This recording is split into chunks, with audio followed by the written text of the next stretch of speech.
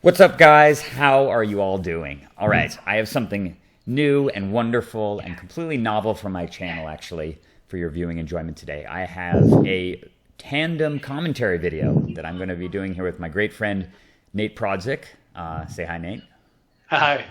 And the reason for this, if you notice actually in the lower left-hand corner, you can see that it is, in fact, Nate's account rather than mine. And maybe about 30 minutes ago, we started chatting on Skype, and with the intention of playing some tandem games, which is something we've been doing recently with the ever-evolving Breya deck. And Nate informed me that he had played a game, I think, a couple days ago. Was it yesterday? Actually, it was this morning. Oh, it was this morning. Okay. Afternoon, yeah. All right. Well, yeah. Afternoon Hawaii time, which is sort of like Hawaii time. Yeah. Which is basically like late evening or the next day for the rest of us in the real world. But anyway, and he said this has got to be among the, if not the best, well, certainly one of the most epic games I've played in recent memory, and possibly the best game I've played ever online. And having watched it now, I have to attest that I don't think I've ever seen a more insane game, a more improbable game, a more wonderful game to watch. And so I suggested the idea of me doing commentary on Nate's game, and he thought it would be a cool idea. So that is what we're going to do here. Hopefully it doesn't fall apart due to skipping ahead too many turns or whatever. Nate's going to be handling the step through each phase of the turn button down there. And provided that no weird resizing happens, we should be able to get through it. So just as a quick intro, this is the four-color Breya deck that Nate and I have been working on for years now. It's probably in its, what do you think, 30th, 40th incarnation or something? Oh, yeah, it's got to be. I mean, one of the advantages of this archetype and this commander in particular is there's a million ways to build it. And we've taken the hyper-controlling route, lots and lots of incremental card advantage tools rather than game-ending combos, but basically just running all the best spells that we could kind of justify in every color but green, and analyzing every new set that comes out for potential inclusions for the Breya deck. And let's see, besides, I'm thinking about, I guess it's gotten a couple cards recently from recent sets, but one of the best additions to the deck recently is the insane piece of equipment. Yeah, Nate's going to bring up the actual composition of it. The insane piece of equipment from the new Kamigawa set, the reality chip, which is an interesting mixture of one of the worst flavorful names that I could imagine for a card in Magic, combined with one of the most powerful effects. It is totally nuts in this deck. As you have copious creatures to equip it onto, you can fetch it through many, many different avenues, and it's like having a budgeted future sight, in addition to having a 0/4 creature in the early game to block things like Tymna. It just kind of does everything that Breya wants to do. I'm pretty confident it'll be a permanent inclusion and definitely a cornerstone for this deck going forward. Because one of Breya's biggest weaknesses, of course, is when you get to mid game, you often kind of can struggle for cards, and there's a few cards that allow you to often get way ahead. But some of them are dangerous, some of them are hard to cast like Necropotent, some of them require creatures in play or lots of creatures in play. Reality Chip kind of just requires one guy and can allow you to run away with the game. A few other changes, we've got a Braid in there, portable holes in the deck, prismatic ending, fairly new inclusion, and of course Karn the Great Creator, which we're sort of running as a secondary copy of Vandal Blast. But I don't want to talk too much about the deck. Obviously, if you're curious about the actual list, you can email either me or Nate. But let's get to the greatest of all games.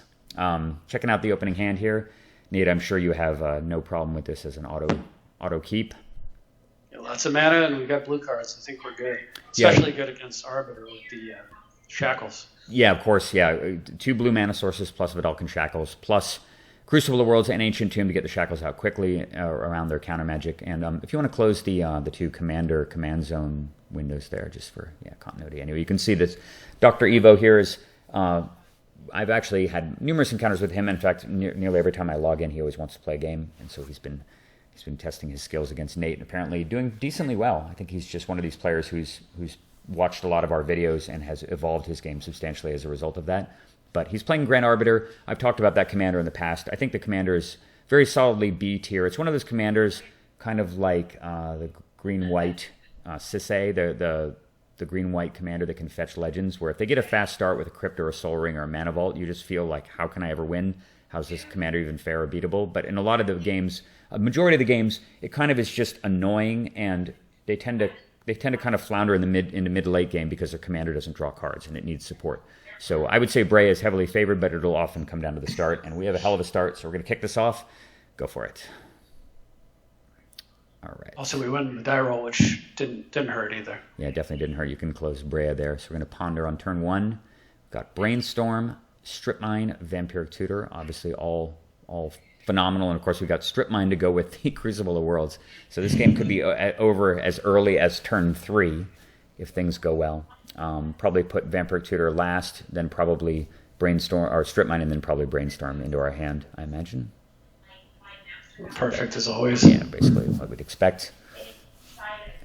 So Dr. Evo, the question is, does he have one of those 2 cards and he does not? It looks like you actually put the tutor on top. Okay, so this is... Oh, yeah, slightly out of order, I guess. No, it makes sense. And of course, you throw out the Crucible of Worlds here, I imagine, just because this is most likely to resolve around counter magic, and since you haven't represented any lands yet that are repeatable, and you've got Strip Mine sitting on top, so Dr. Evo's in for a bad time if you're able to untap here. Let's see what he's got. Revoke Existence. Oh, not just the disenchant, but the disenchant that gets the Crucible completely out of the game. And no way to retrieve it except for 1 card in your entire deck, actually, with the card that I talked about before, Karn the Great Creator. But what are the chances that would matter? So Nate draws his Strip Mine, and the question is, do you play the Strip Mine and kill a land right away, or do you wait for his mana to develop a little bit, or play the Shackles? What are you thinking? So I think I chose to Brainstorm here and just get more information first. Because I might want to replay the Delta and then Vampiric Tutor away, like if the top cards are bricks. So I think that's what I ended up going with. Yeah, I think that's... You know? Oh, sorry. Well, I mean, the other play was Shackles, definitely. For all the reasons you said about the Crucible being good and trying to sneak it out past counter magic just to take some of the teeth out of Grand Arbiter. So I'm not sure what I went with, actually. Yeah, I think brainstorming here makes the most sense, because the thing is, what if you have 3 land on top of your deck, right? You don't want to draw any of those, and this gives you an opportunity to reshuffle right away off the polluted Delta, as well as playing the Crucible. So you get a Cavern of Souls, probably pretty good against Grand Arbiter, actually. Mana Drain, kind of want all these cards, actually. And Metamorph, probably don't need Metamorph, probably don't need Cavern this turn. It's just a matter of whether or not you think it's worthwhile to Strip Mine. Looks like what did I put back? Oh, Vampiric, because I decided I wasn't going to... Yeah, you're not going to reshuffle quite yet. Interesting, though. Oh, but you play the Delta. Okay, well, that would have been a divergence in our respective game plans. I think in my position there, I would have put the Metamorph back and kept the Vampiric Tutor in order to probably try to just set up a Mind Twist play in a couple of turns here. But that's fine. I think just playing Vidalcan Shackles gives you pre-insurance against Grand Arbiter, and even more likely to work given the fact that he already cast a Revoke Existence. So right. I was thinking also, I remember thinking at the time, I was already down a card, and a lot of these games, if he's playing a lot of single target removal, if I'm not careful with the Vamp, he also, I just happen to know because we were on game like 3 or 4. Yeah. He has a lot of free counter spells, more than I have actually. He's got like 2 or 3 additional ones. Okay. So I could be making his game plan easier by losing card advantage with the Vamp, so I was hesitant to keep it. Yeah, it makes sense. Probably would have been right in hindsight, but... Yeah, I mean, against a deck like this, I'm always, particularly if I already have Merchant Scroll to go get Force Well, I'm always thinking, like, all I have to do is just get Necropotence into play here, and I can just win the game, or even Reality Chip with Breya or something. But yeah, you can't really know, obviously. Metamorph's still very flexible, but we're still kind of on the fence about this card. So here he is casting Merchant Scroll, almost certainly going to get some sort of free counter spell, and sure enough, he gets Force of Will. All right. Back to our turn. City of Brass, super timely as you're short on, you have no white mana currently. So that's really, really nice. So, quite a few options. So I noticed you elected not to do a Strip Mine there, Nate. Probably because you probably just worried about, you just wanted to develop more mana so that you could actually play something and also have 2 blue up here. So I assume this is going to be a Metamorph, and target obviously is going to be Talisman of Progress. Right. That way I got Mana Drain. He can't Strip Mine into a play. And if he does push something and I Mana Drain and he forces, at least he forces on my schedule and not on his. Yeah, exactly. And this is sort of a telling moment, though, as far as the utility of Metamorph. Paying 2 life and 3 mana to copy a Talisman. And I get that it's flexible, but this is sort of one of the reasons why I'm not a huge fan of the card. In a deck like Breya, that has so many other avenues that are just better often for dealing with artifacts rather than copying them. In decks that are more constrained on mana, like or on answers like blue-red, for example, Metamorph, I think, has a lot more value. But in a deck as flexible as Breya, it's hard to, for me at least, it's hard to justify the card. And look, you're rewarded for not strip mining by him playing Cavern of Souls. Pretty nice. And of course, he names human, so... Yeah, he plays Jace Balaran. Pretty nasty right now, although you do have enough mana.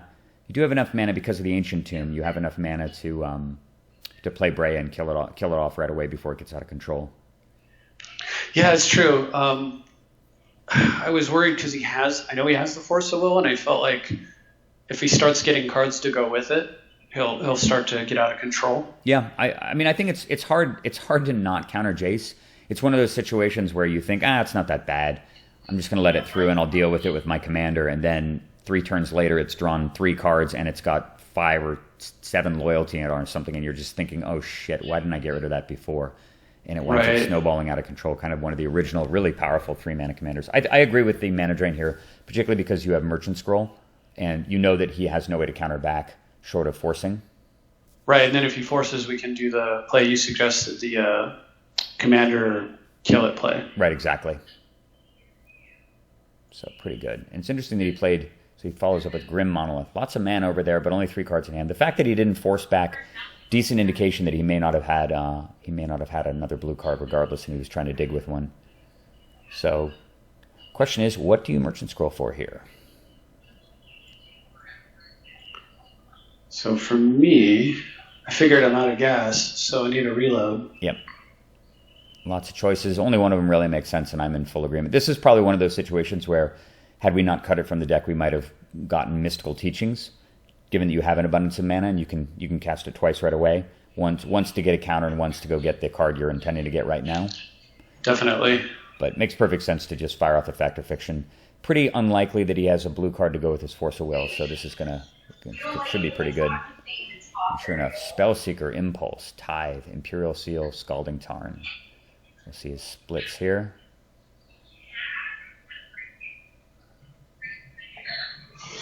So like I take pile 2 here just because I'm digging for... Yeah, I can get the Imperial Seal, but it has the same problem as the Vampiric. Yeah, way more impactful, I think. I totally agree with it. It's a great split, obviously, on Dr. Evo's part, too. Generally, anytime you can get your opponent to take 2 cards, you've done it right, unless it's just super boneheaded, 3 land and 2 spell kind of situation. But I think his split was excellent in terms of reading your hand, reading what kind of cards you wanted to get. And you were equally correct to take the pile of 2. So impulsing, I totally agree with this play also, since spell seeking right now doesn't make a lot of sense since you don't really know where you're going. And wow, look at that! You want to keep all 4? Wish you could. Please. Yeah, this is really hard actually. I think in my position, I don't recall what you took here, but given the fact that he's got 3 cards in hand and one of them is Force of Will, it's really, really, really hard to take anything but counterspell here. Given the fact that he can't really be that proactive. It doesn't seem like he can be that proactive. Mind Twist, not really that impactful. Tezzeret obviously is the best card, but unlikely to resolve unless you can set it up by spell seeking next turn and then casting Tezzeret with backup. Counterspell, I think, just solidifies your position, and you can draw these cards later after reshuffling. So I would take Counterspell. Awesome. Don't press play. Don't press play. Oops. Okay. No, you're fine. And so we're in agreement. Nate grabs. So I threw the Triome down. Yeah, and this is a little bit dicey. I mean, I think that he's played mana every turn, but he does have Grim Monolith, so I don't think that strip mining here does make a whole lot of sense. You can't assume that your Vidalcan Shackles is going to stick around the whole game, and being able to kill that Cavern of Souls is, I think, pretty important for later. So I think playing Triumph is fine here, even though it does open you up a little bit. It's not like you had another blue mana source in your hand that you could have played and still counter it. So I don't think that that's wrong. And I figured he has so much mana that what is 1 mana going to do against? Right, exactly. Yeah, and he's got double white, double blue as well. So it doesn't strike me as being a play that's likely to be punished. Press step ahead, not play. Oops. That sounds. Yeah, well, better than jump ahead the entire turn. All right, so Dr. Evo comes, and here Here your troubles began. Yeah. Well, what's 1 mana, right? Down comes Jace. All right, well, that's bad. That's real bad. And he mystical tutors. 2 cards in hand. One of them is that force, and that's probably the only other blue card in hand. Oh my god, Armageddon. So the question is, does he have the land to go with it this turn? I'm going to find out. He draws 3. So it's 2 of the cards have to be, one of those 2 cards has to be another white mana source specifically. So I'm sure you're crossing your fingers here like, please don't have it. Oh god. Oh, I slumped so hard. Yeah, that is just absolutely backbreaking. So you can solve Vidalcan Shackles just by simply casting Armageddon sometimes. And now you are in super deep shit. And ironically enough, right, the decision not to strip mine allowed him to do that. He had exactly enough mana to do all those plays. So clearly, Nate, you need to work on your clairvoyance and figure out that your opponent is going to be casting Jace the Mind Sculptor followed by Mystical Tutor and Armageddon on his next turn using exactly 9 mana and strip mine him appropriately. That's the difference here. Is if Brian had been playing it, he would have known. I would have known. I would have said, I just have a feeling he has that exact sequence. All right. So the question is, can you pull your way out of this? Go ahead. These are going to be some arduous turns here. So we're not going to have a whole lot to say. So you sheepishly play your strip mine. At least you just top deck Force of Will, so you're not completely vulnerable. But all right, he rips another land right away, and he immediately future sights you, which is a really interesting aggressive play. He actually starts. I'm sorry, not future sight. It's what is it called? Fate Seal. Fate Seal. Yes, not future sight. He immediately Fate Seals you, which I think, given the situation, given the fact that he needs a blue card really, really badly, strikes me as a really odd play. But I guess he figures he just Armageddon. It's unlikely you have any more land in your hand, given that you just played a strip mine. And maybe he can just keep you off mana for the foreseeable future, and that'll buy him enough time to draw out what he needs anyway. So yeah. He starts actually an interesting thing in chat too, where he starts aggressively telling me what he's putting on the bottom of my library. Yeah, just to rub salt in the wound. Which is, actually, I'm not saying it in a bad way. Like, psychological tricks have always been part of Magic. As long as you're not doing things that are unethical. A little bit of taunting, to try to get the other person to tilt. Like he tells me at one point that he puts a Soul Ring at the bottom. Yeah. And, I might be like the card I'm waiting for and I just slump and concede, right? So if he can talk his way into a win, he should. Yeah, I mean, there's obviously different. I think that he was just gleeful that he had pulled off this madness and that he seemingly was on the verge of defeating you, and he very likely will defeat you here. We don't really know where this video is going. I only said that it was good. I didn't say why. Right. So you draw the absolutely perfect top deck, post Armageddon and triple black spell. All right, back to his turn. He wisely does not sack his Vista, since he can use that to reshuffle with after Jacing as well if he needs to, and he draws another land. At this point, if I'm in your position, my hand is hovering over the concede button. I almost hit it so many times. Yeah, so many times, I'm sure. All right, go back to your turn. So he Fate Seals you again. It's up to 7. You draw your own Jace. Yeah, and I remember him specifically gloating about that and saying, "Yeah, you can draw Jace, sure. Yeah. I'll let you draw that. I'm so benevolent." It does give you more fuel for your force, though, at least. Yeah, exactly. All right, so he's sacking the Vista. Did he draw another land here? No, he did not. All right, so it's interesting he plays Coalition Relic here. You know that he doesn't have a counter, that he has just Force of Will in his hand, so I'm a little curious about not countering here. What is your rationale for that? Yeah, that's so I figured that because he has Jace, anytime he wants mana, he can just start zeroing, and I don't want to encourage him to zero because I definitely lose a game if he starts drawing cards. Yeah. Like the only chance I have is that he keeps Fate Sealing me and I somehow find a solution before I die. Absolutely, yes. So I figured I would just let him have his mana, and Force of Will has to be used on Force of Will to push through something whatever is going to save me, like whatever miracle card. Yeah, something that gets rid of Jace, exactly. Like, for example, Spellseeker into Demonic... Well, something like Spellseeker into Demonic Tutor into Vindicate or something to get it off the board. So that certainly makes sense. He already has sufficient mana anyway, and it's unlikely that countering the Relic is really going to keep you in the game. I think that's an excellent rationale for that. So he looks, Fate Seals you again. It's already at 9 counters. That's 2 more activations, and we're wrapping this game up. Karn, that's really interesting, though.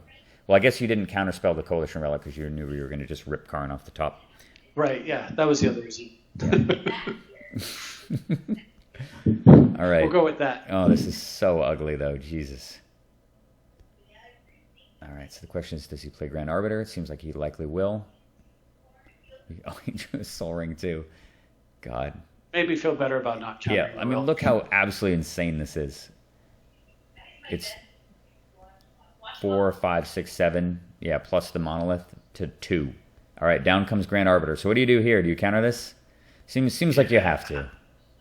So I countered because I'm thinking, like, I mean, the only card I can think of to get me in the game is like Mana Crypt, right? Mana Crypt, Karn, something. Yeah, well, yeah, and keep in mind too. Exactly, I agree with that. Also, Grand Arbiter makes the Force of Will that's in his hand cost just 4 mana too, so it discounts it, so to the point where it can almost become a hard counter anyway.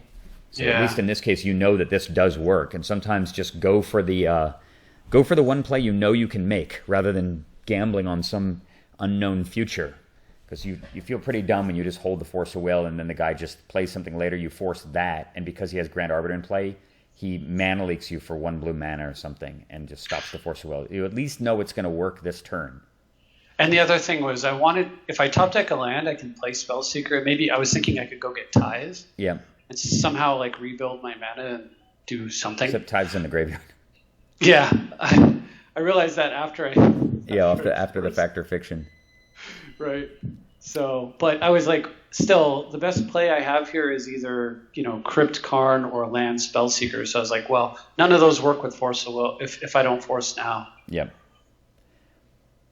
All right, so, yes, you stave off death, inevitable death for just a second. And you draw Remand, some interaction. Not bad. Now you just need to solve the Jace, the Mind Sculptor with 9 counters on it, and you got this. Good. Nothing you want more than a card that stalls the game when there's a Jace and 9 counters. All right. Well, it's coming again, right? Certainly he's casting Grand Arbiter a second time here. He's got nothing better to do.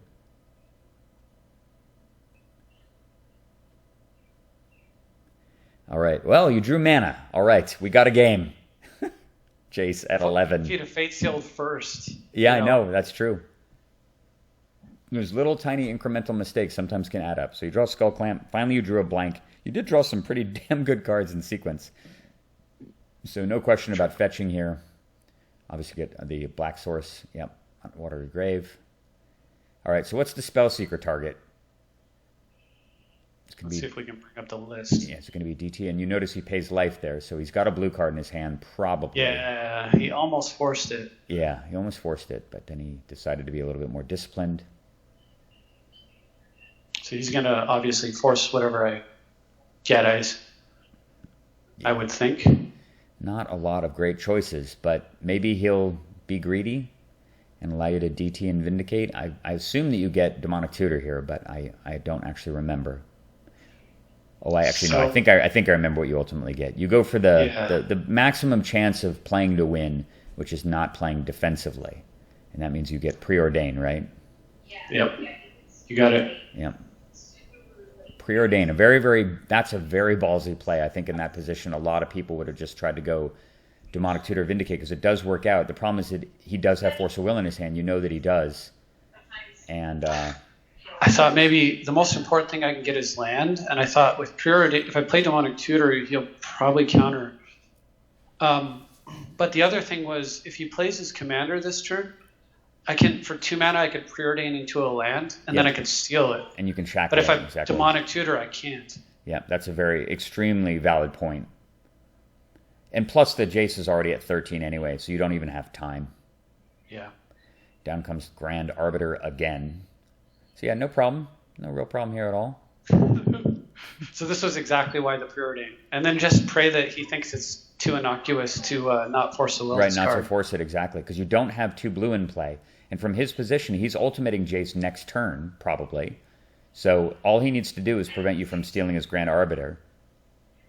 Right. And you're locked under Grand Arbiter, and now you have no deck. And there it is. Look at that. So fortunate. So scrying certainly to the bottom, Hallowed Fountain into the hand, and you have stolen Grand Arbiter. Look at this. All right, unfortunately it takes only 12, but this is actually incredibly impactful as well. The fact that you're able to take Jace to 12 and get it off because he allowed you to steal his Grand Arbiter. If Jace is at 13 here after it ultimates, because it's minus 12, right? The ultimate is minus 12. Right. Then he still has a Jace post-ultimate. Now if he ultimates, he doesn't have Jace anymore. Not that it normally matters since you're going to have a 5-card library. Right. All right, so there goes Jace. All right, 5 cards, Nate. So, your opponent is at 32 life. Your entire deck is out of the game. And you have 2 creatures. And he has a Force of Will in his hand. So we've faced bigger obstacles in our Magic careers. That's right. Probably not, actually. All right, so Meddling Mage comes down, and just to further complicate things, it names Breya. Oh, by the way, and you also need to figure out also how to get the colors 2 different. Well, I guess you need just red mana in order to cast Breya. Also, there may not actually be any. There's no red mana left in the deck too. No, there's none. There's none. Unbelievable. All right. All right. Obviously holding the shackles. You draw Skull Clamp.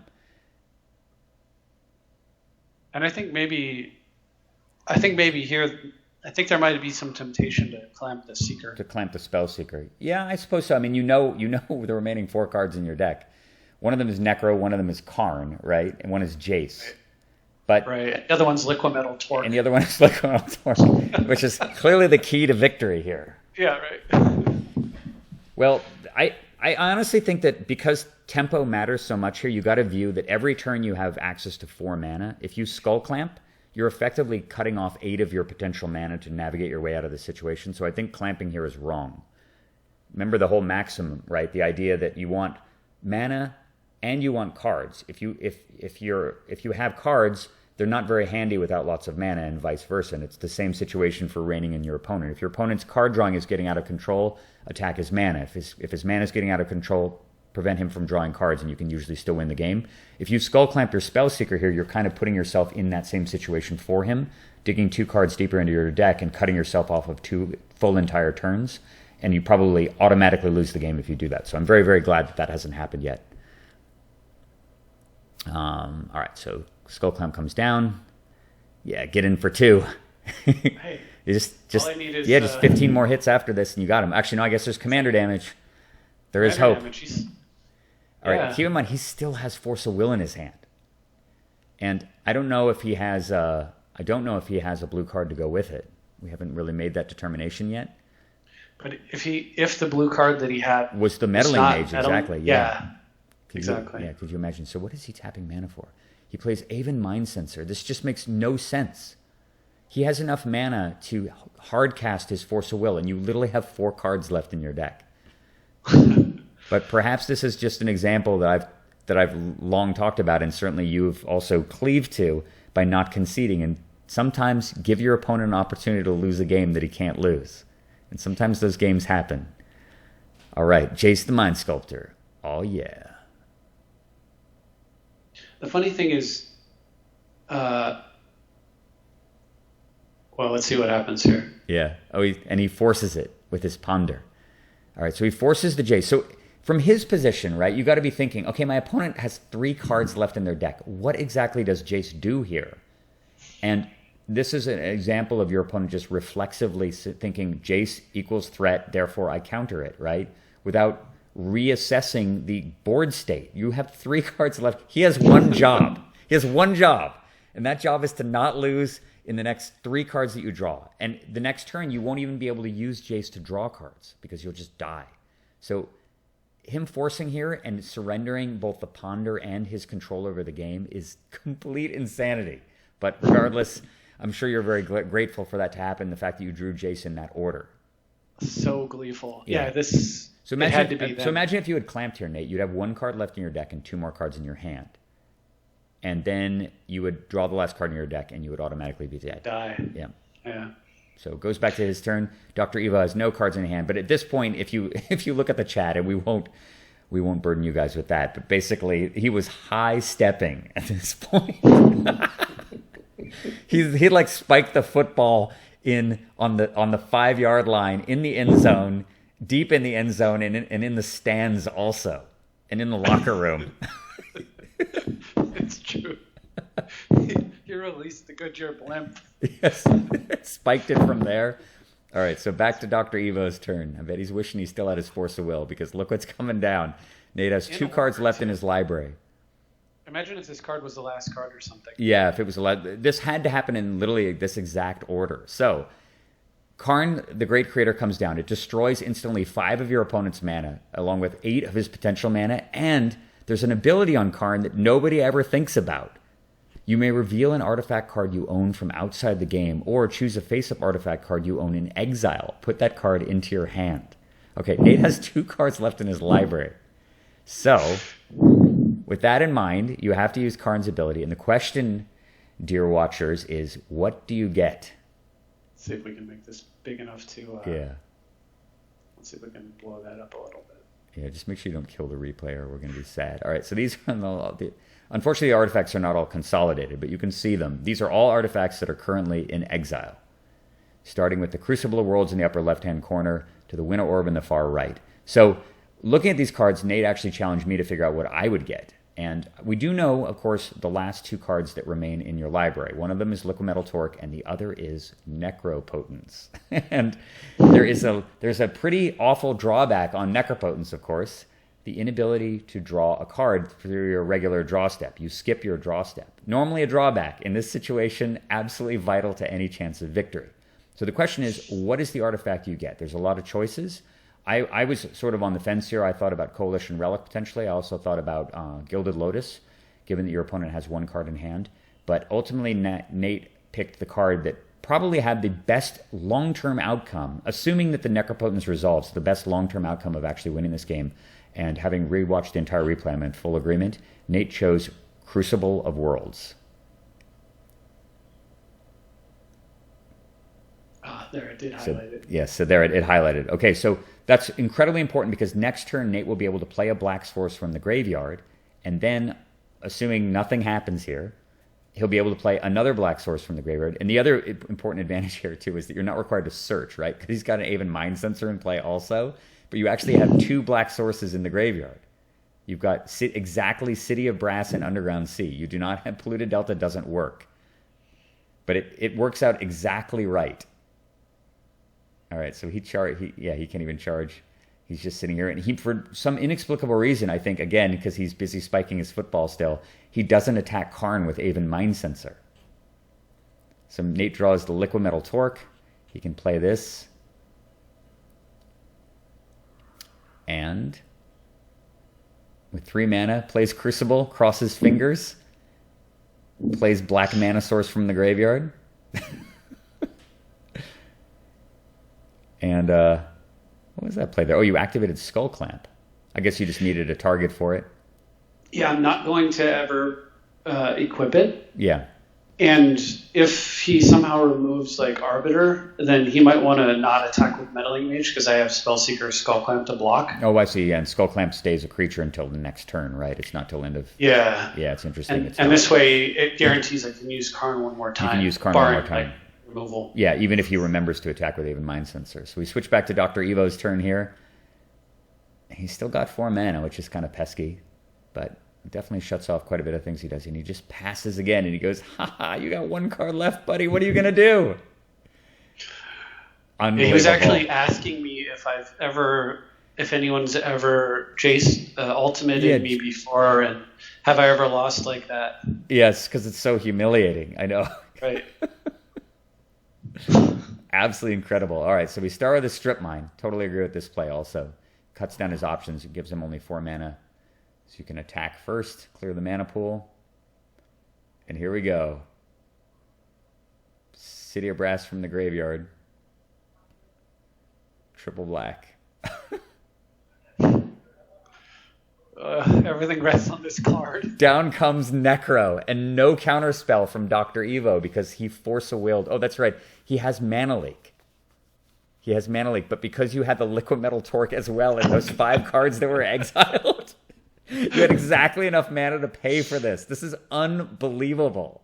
It's honestly, it's seemingly scripted. Exactly enough mana to play around Mana Leak.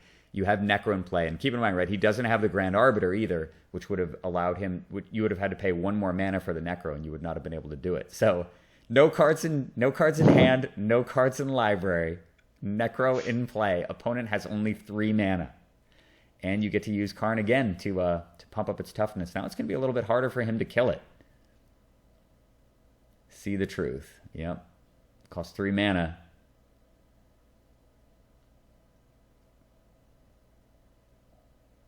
This is insane. All right. So you can continue to strip mine, kill off a white source. So now he's down to just double blue his entire life, and you can reveal another artifact from outside the game. Let's see if it, there we go. I think it highlights them. There we go. Yeah, they're all highlighted there. And this turn, I believe you take Umezawa's Jitte. Since you can start attacking and clearing those creatures off the board. Since right now you can't cast Breya, so now you need to solve the Breya problem, or the meddling mage problem. Now that you've managed to get your Breya colors into play somehow from outside the game. It's totally insane. All right, Spellseeker attacks. He blocks with that Aven Mind Sensor, which should have attacked the Karn so long ago. Gets counters. Meddling Mage no longer good, since Jitte can get rid of it. Oh my god, this is crazy. So I don't kill it though, because if he kills, like, let's say on this turn he kills the shackles, right? Right. Then, well, oh no, I'm sorry. I was thinking I don't kill it because if he kills the Arbiter, so like if he draws like Swords to Plowshares and he plows the Arbiter, I can untap the shackles and steal the mage and still equip the Jit and still attack anyway. Yeah, although he would have to bounce it probably. Well, it would be very tough at this point. It would be like Chain of Vapor or something, given that he has no white. Right. But, yeah, that's true. But he might have swords in his hand, and he might play a white mana. He might draw a white land off the top of the deck. Something like that, yeah. Or like you said, a bounce spell. Yeah. Either way. So insane. All right, grab another artifact. Portable Hole, fantastic. Jitte blows up his guy. Strip mine a land. Down comes the Breya. A clock has been summoned. Now keep in mind, Grand Arbiter is in play. Dr. Evo has 0 mana in play now, essentially. And 1 single blue. And Jitte attacks and hits him. You know what, honestly, had he not conceded, and obviously we can see the outcome here, had he not conceded, you could have killed him with his own Grand Arbiter using commander damage with no cards in your hand or in your deck. Absolutely insane game, Nate. I think that there was 20 different ways this game could have been lost. I think I probably would have just conceded almost instantaneously out of frustration. The preordain tutor play was totally brilliant and was exactly what you needed to have any chance whatsoever. And you happen to have the perfect set of cards in your hand that would allow you to win the game in the face of a Jace Ultimate, something I don't think I've ever seen either. Completely historic, incredible game. Brilliant piloting, and I'm so glad that the replay worked and that we got to revisit that. Thank you so much, man. That was incredibly fun, and I was so glad you were able to be on, and we could do this, which is just super cool too. Yeah, I mean, this is why we play Magic, right? Games like this is what we live for. Every now and then, once in a few years, you have an event like this that happens, and it is truly epic and legendary. So hope our respective audiences both enjoyed that. And if you did enjoy the format, I know it's a long video, hopefully worth it. If you enjoyed the format, we can definitely do some co-commentary videos down the road. Thanks for watching, guys. See you all later.